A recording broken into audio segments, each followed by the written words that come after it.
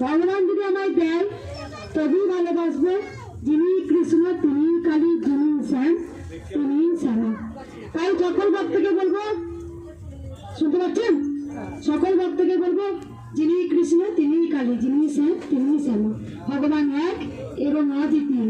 তাই ভগবানকে যখন আমরা ডাকবো তখন কিন্তু সব সময় আপনারা একটা কাজ করবেন, এটা আপনারা করবেন না যে মা দিলে মাকে ভালোবাসবো, মা না দিলে মাকে ভালোবাসতে হয়।